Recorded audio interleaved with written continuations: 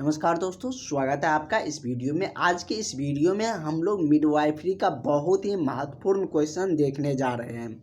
जैसे कि हम लोगों ने इस टॉपिक का बहुत सारा क्वेश्चन कर भी लिए हैं और आगे का क्वेश्चन आज हम लोग कंटिन्यू करते हैं। साथ ही आज आप लोगों को एक्सप्लेनेशन भी देखने को मिलेंगे, जिससे कि आपका क्वेश्चन और भी क्लियर होता है। उस तरीके से कोई भी क्वेश्चन आएंगे तो आप उसको बना सकते हैं। और अब लगातार बहाली का सिलसिला जारी है, बहाली आ रहे हैं। जैसे कि यूपी में भी आ गया, बिहार का भी जल्द आने वाले हैं। और वैसे बिहार का कम पोस्ट पे तो आ ही रहे हैं, लेकिन जो मेजर पोस्ट का आप लोग इंतज़ार कर रहे हैं 15,000 बहाली का, वो भी जल्द आने वाला है। इसके लिए आप लोग इस नंबर पर कॉल करके व्हाट्सअप करके ज़रूर क्लास ग्रुप में जुड़ जाइए। वहाँ पर सारे वैकेंसी का आपको नोटिफिकेशन मिल जाता है। जब आवेदन की प्रक्रिया शुरू होते हैं तो उसकी जानकारी भी दे देते हैं। साथ ही आपको डेली क्लासेज मिलते हैं 6 से 7, नोट्स भी मिलते हैं। जो भी इम्पोर्टेंट नोट्स है जो आपके एग्ज़ाम में डायरेक्ट क्वेश्चन मिलेंगे, वो सारे नोट्स आपको सारे टॉपिक का मिल जाते हैं, जितने भी ईयर का आपने पढ़े हुए रहते हैं, जो भी आपका सिलेबस है। तो ज़रूर इस नंबर पर कॉल करके व्हाट्सअप करके आप लोग क्लास में जुड़ जाइए। तो चलिए आज के हम लोग क्वेश्चन के तरफ बढ़ते हैं। आज का हम लोगों का क्वेश्चन कर रहा है कि भ्रूण अवस्था में किस उम्र पर भ्रूण में लेन्यूगो हेयर विकसित होना आरंभ हो जाता है। लेन्यूगो हेयर होता क्या है, इसके बारे में हम लोग जानते हैं। और ये जनरली बेबी में देखने को मिलता है। कहाँ पर कहाँ पर विकसित होता है, इसके बारे में भी हम लोग जान लेते हैं।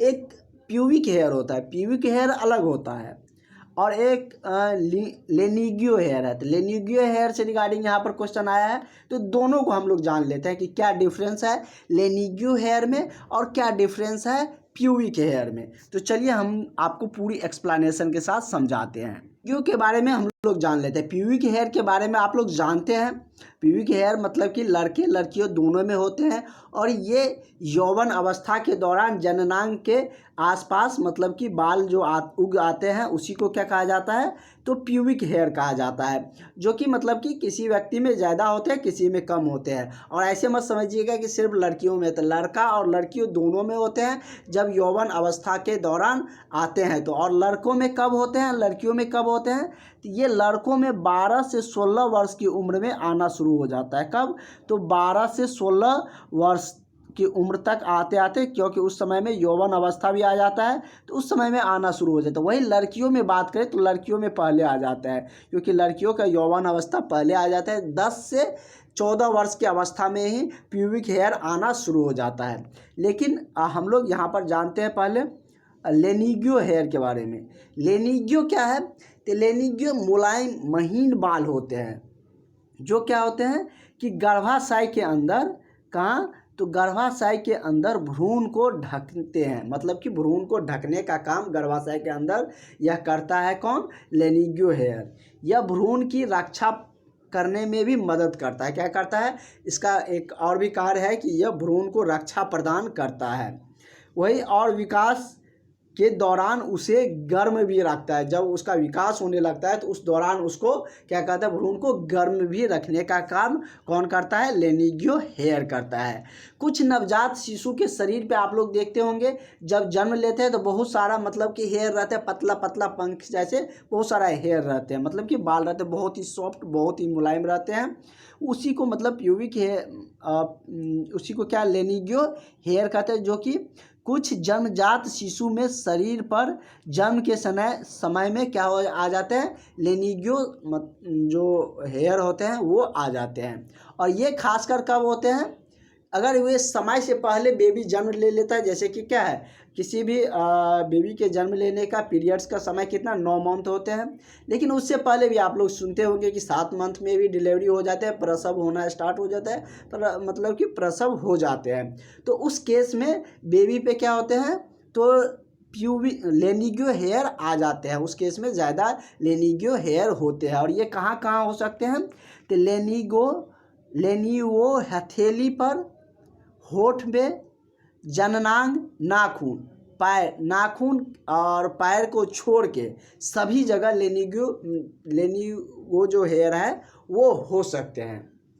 मतलब कहाँ कहाँ नहीं हो सकते हैं, हथेली पे तो आप लोग भी मतलब कि देख सकते हैं, हथेली पे तो कोई हेयर होता नहीं है, होठ पे भी नहीं होता है, जन्नांक में भी नहीं होता, नाखून पर भी कोई भी हेयर नहीं होता। इसके अलावा सभी जगह मतलब कि होते हैं। कौन?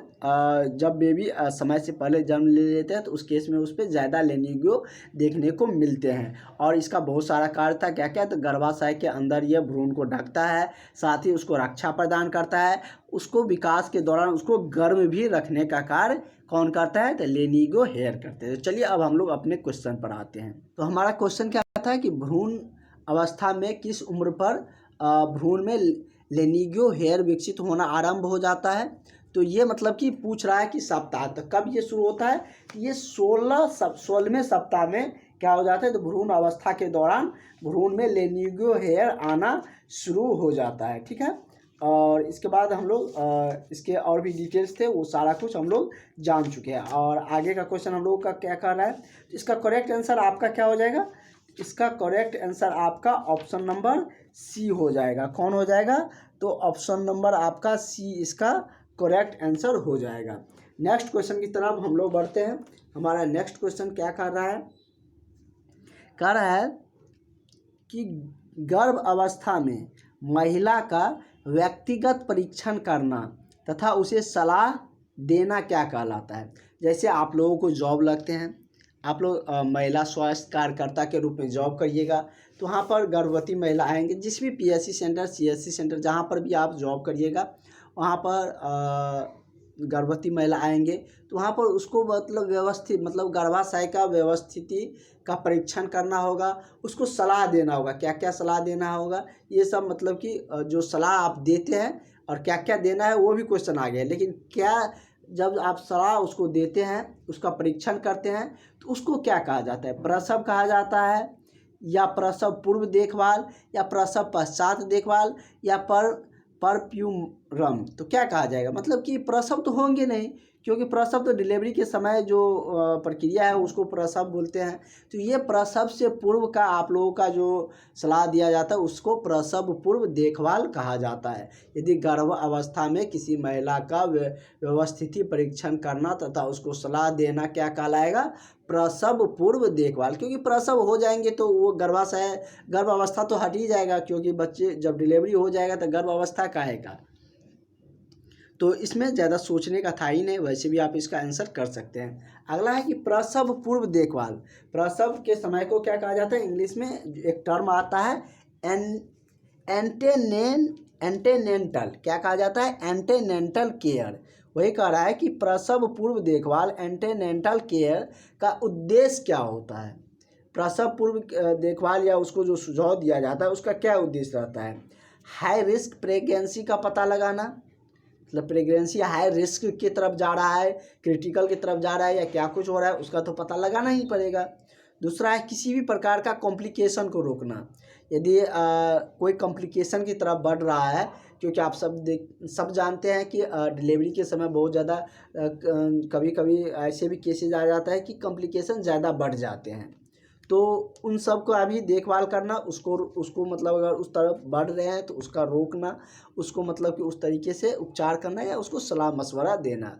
साथ ही माता को स्वास्थ्य शिक्षा प्रदान करना, ये भी प्रसव पूर्व देखभाल में आएंगे कि उसको कितना न्यूट्रिएंट्स, कितना कैलोरी की ज़रूरत पड़ेंगे। तो ये सब स्वास्थ्य शिक्षा जो है वो भी प्रदान करना पड़ेगा माता को, क्योंकि उसको उन सारी चीज़ों की ज़रूरत होती है प्रसव के मतलब कि प्रसव पूर्व गर्भावस्था के दौरान। तो तीनों ऑप्शन हमारा सही हो रहा है, तो इसका करेक्ट आंसर क्या हो जाएगा? ऑप्शन नंबर डी हो जाएगा। जब भी आपको दिखे कि एक से अधिक कुछ ऑप्शन सही हो रहा है, अगर नीचे में ऑल ऑफ दिस दिया गया है तो ऑल ऑफ दिस उसका करेक्ट आंसर हो जाएगा। जल्दी जल्दी हम लोग क्वेश्चन कर लेते हैं, क्योंकि एक्सप्लेनेशन में टाइम निकल गया। और एक्सप्लेनेशन आप लोगों को ज़रूरी भी है, क्योंकि बिना एक्सप्लेनेशन को आप लोग चीज़ों को समझिएगा कैसे, कितना क्वेश्चन रटिएगा, समझे रहिएगा, तो आप कैसे भी किसी भी स्थिति में रहिएगा, कितना भी प्रेशर एग्जाम हॉल में रहेगा, अगर समझे रहिएगा तो वो बना सकते हैं। लेकिन वही याद किए रहिएगा तो कभी कभी आपको ध्यान से उतर भी सकता है। इसलिए जब भी कोई चीज़ एक्सप्लेन करके बताते हैं तो उसको बहुत गौर से, बहुत ही अच्छे मतलब कि केयरफुली उसको सुनिएगा, अच्छे से समझिएगा। अगला कि गर्भ अवस्था में सेकेंड हाफ में महिला को कितने अतिरिक्त कैलोरी की आवश्यकता होती है। गर्भ अवस्था के पीरियड आपको पता है कि 9 मंथ का पीरियड, मतलब कि 9 मंथ होते हैं। पीरियड मतलब वो मत समझ लीजिएगा, पीरियड मतलब समय की हम बात कर रहे हैं। तो 9 महीना का लगभग होता है गर्भधारण, और इसी को कह रहा है कि सेकेंड हाफ। वैसे हम लोग गर्भ अवस्था को ट्राइमेस्टर के टर्म में बांटते हैं। जैसे 9 महीना होता है तो प्रथम क्या कहते हैं, प्रथम तिमाही, द्वितीय तिमाही, इस तरीके से हम लोग ट्राइमेस्टर के टर्म में भी बांटते हैं। लेकिन यहाँ पर कह रहा है कि सेकेंड हाफ में महिला को कितनी कैलोरी की आवश्यकता पड़ती है। तो सेकेंड हाफ आते आते और भी कैलोरी की ज़रूरत पड़ते हैं। तो कितना पड़ते हैं ये आपसे पूछे जा रहे हैं। तो ये आपको 300 किलो कैलोरी, कितना, तो 300 किलो कैलोरी की सेकेंड हाफ में ज़रूरत होती है। अगर किलो कैलोरी ऐसा रहेगा, ऑप्शन में 300 के दिया रहेगा और CAL लिखा रहेगा, तो आप लोग बिल्कुल भी घबराइएगा नहीं। के मतलब किलो और कैलोरी को CAL से डिनोट करते हैं। कई कई क्वेश्चन में आपको इस तरीके से भी ऑप्शन रहेगा, ठीक है। कैसे भी क्वेश्चन पूछे, कैसे भी ऑप्शन रहे, आप समझे रहिएगा तो आपको कहीं कोई दिक्कत नहीं आएंगे। इसलिए आप सबको कहते हैं कि क्लास करना ज़रूरी है, क्योंकि हम सारे चीज़ों को बताते हुए चलते हैं, जिससे आपका एक भी क्वेश्चन छूटे नहीं। किसी भी तरीके से कैसे भी घुमा के क्वेश्चन पूछे तो आप उसको बना कर आए। तो इसका करेक्ट आंसर तो आपका ऑप्शन नंबर बी हो जाएगा। नेक्स्ट क्वेश्चन देखते हैं क्या कह रहा है। कह रहा है कि गर्भ अवस्था के दौरान एक महिला को कितनी मात्रा में अतिरिक्त प्रोटीन की आवश्यकता होती है। क्या कह रहा है कि गर्भ अवस्था के दौरान एक महिला को कितनी मात्रा में प्रोटीन की आवश्यकता होती है। 10 ग्राम प्रतिदिन, या 5 ग्राम प्रतिदिन, या 20 ग्राम प्रतिदिन, या 40 ग्राम प्रतिदिन। यहाँ इससे पहले हम लोग कैलोरी के बारे में जाने थे, कितना मतलब कि उसको अतिरिक्त कैलोरी की आवश्यकता होती है। यहाँ पर सारे क्वेश्चन आपको एक ही जगह मिल जाएंगे, प्रोटीन, कैलोरी, आयरन, कैल्शियम। तो कितना प्रोटीन की आवश्यकता होती है ये पूछ रहा है। तो प्रोटीन की हम बात करें तो 10 ग्राम प्रतिदिन प्रोटीन की आवश्यकता होती है। कितना, तो 10 ग्राम प्रोटीन की प्रतिदिन आवश्यकता होती है। तो correct answer option number A हो जाएगा। अगला क्वेश्चन क्या कह रहा है। अगला क्वेश्चन कह रहा है कि गर्भ अवस्था के दौरान एक महिला को कैल्शियम की कितनी मात्रा आवश्यक होती है। 500 मिलीग्राम, मी और ग्राम दिखा है, मतलब मिलीग्राम है, ML भी ऐसे लिखा रहता है।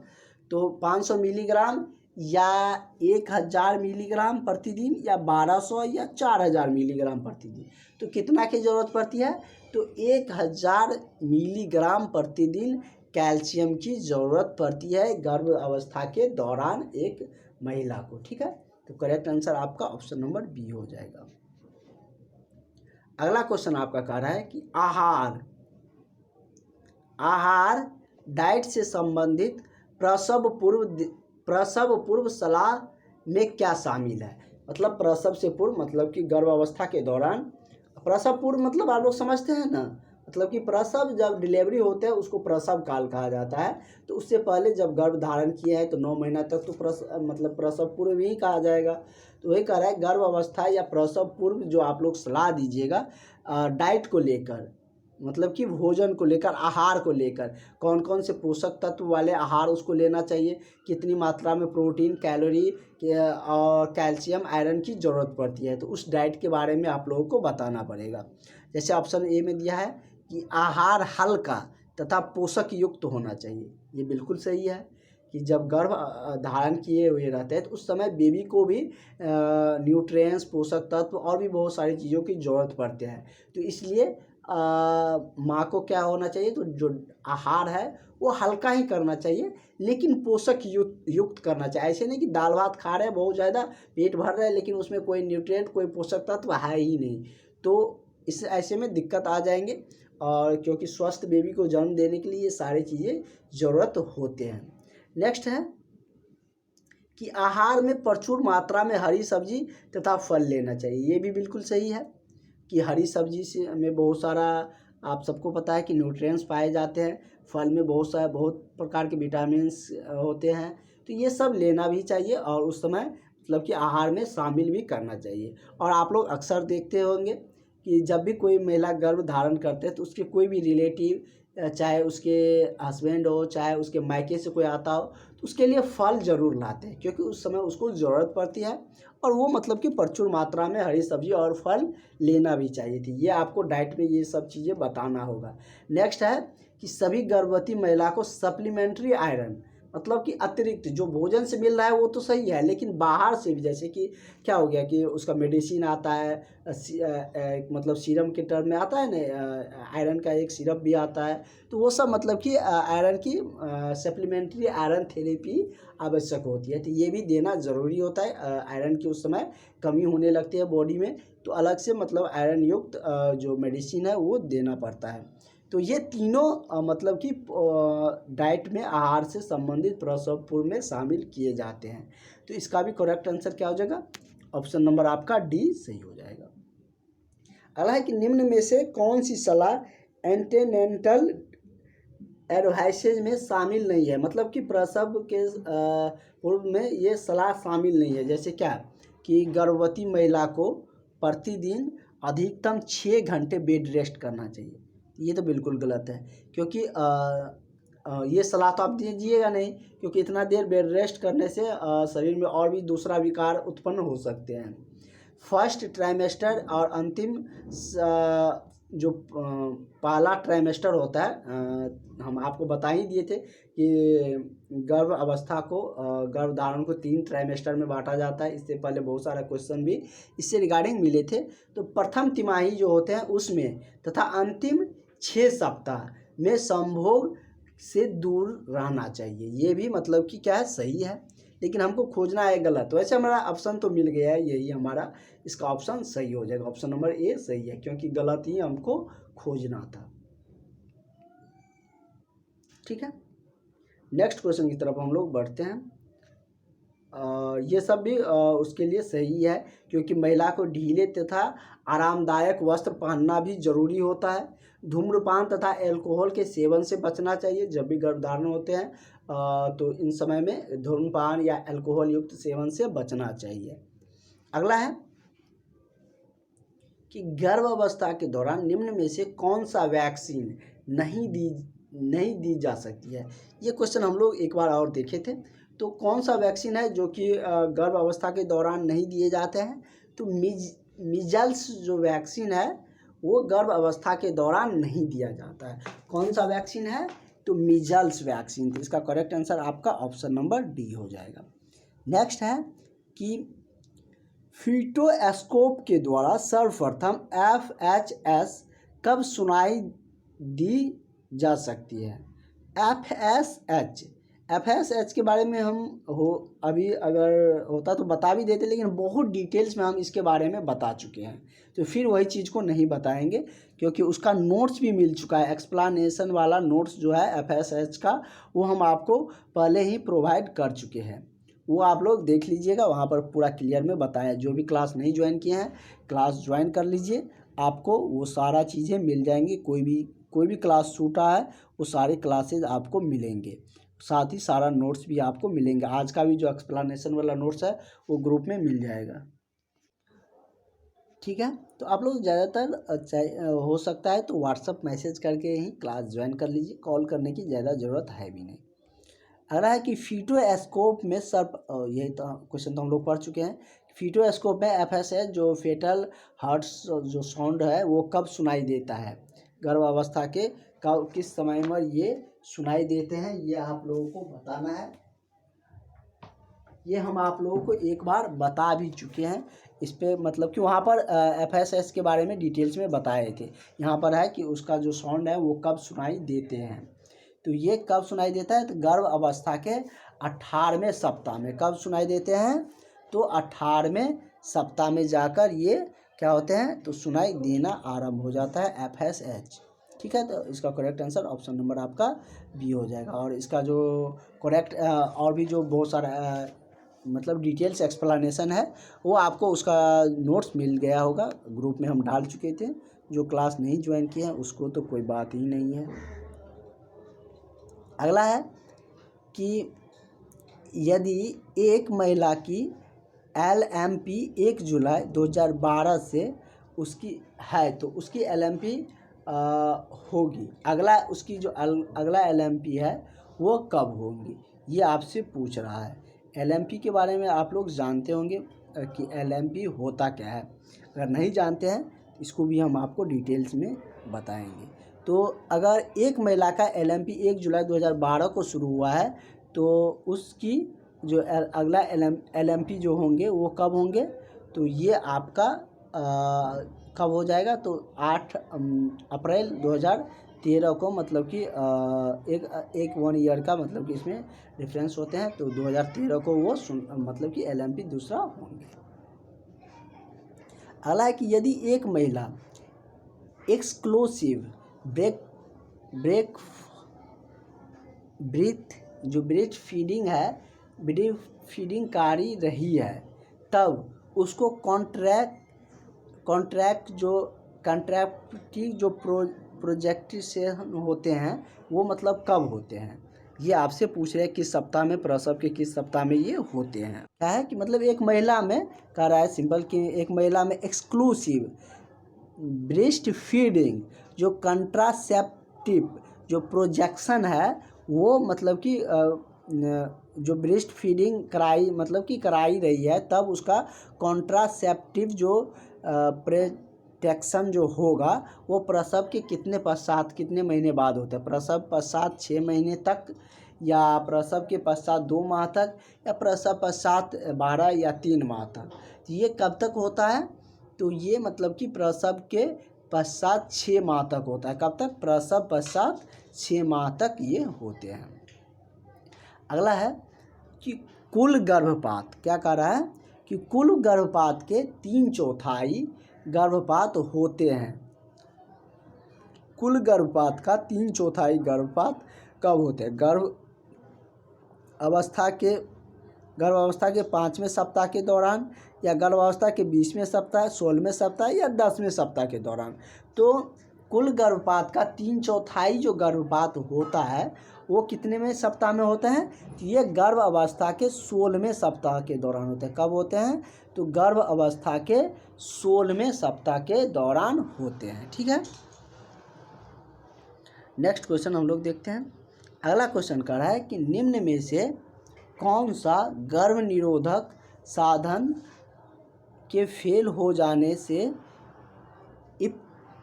एक्टोपिक जो प्रेगनेंसी है वो हो सकती है। किसके फेल हो जाने से एक्टोपिक जो प्रेगनेंसी है वो होंगे, आईयूडी के बारे में हमने आपको डिटेल्स में बताए थे कि ये मतलब कि वजीना के माध्यम से गर्भाशय में क्या किया जाता है, मतलब कि एक ट्यूब की तरह मतलब कि होता है, मतलब टी शेप का, उसको फिट किया जाता है जो कि प्रेगनेंसी को रोकने का काम आईयूडी करता है। कॉन्डम भी प्रेगनेंसी का रोकने का ही काम करते हैं। उसके बाद है कि मालाएन, और चौथा ऑप्शन है सेफ पीरियड मेथड। तो इसमें से कौन आपका सही हो जाएगा, तो आईयूडी कह रहा है कि निम्न में से कौन से गर्भ निरोधक साधन फेल हो जाने से एक्टोपिक प्रेगनेंसी होते हैं। तो आईयूडी के फेल हो जाने पर एक्टोपिक प्रेगनेंसी हो सकती है। इसका करेक्ट आंसर क्या है, ऑप्शन नंबर ए हो जाएगा। आईयूडी के बारे में हमने बहुत डिटेल्स में आपको बताए हैं, उसका विथ फिगर के साथ कि कैसे आईयूडी का वजीना के माध्यम से सेट किया जाता है, कितने समय तक उसका वैलिडिटी रहते हैं, क्या क्या उसका फंक्शन है, कौन उसको लगाते हैं। जैसे कि उसमें हमने बताए थे कि जो एक्सपीरियंस नर्सेज होते हैं वो भी लगाते हैं, डॉक्टर तो लगाते ही हैं। तो और कब लगाते हैं, जैसे कि पीरियड्स के दौरान लगाना ज़्यादा आसान होते हैं, और ये मतलब कि प्रेगनेंसी को रोकने का काम करते हैं। बहुत डिटेल्स में हमने बताए थे, उसका नोट्स भी आप लोगों को मिल चुका है। तो जो भी क्लास ज्वाइन किया है उसको सारी चीज़ें मिल चुके हैं, और आगे की क्लासेज में होगा तो इसको और डिटेल्स में हम बता भी देंगे आईयूडी के बारे में। और आगे का क्वेश्चन कल की क्लास में कंटिन्यू रखेंगे।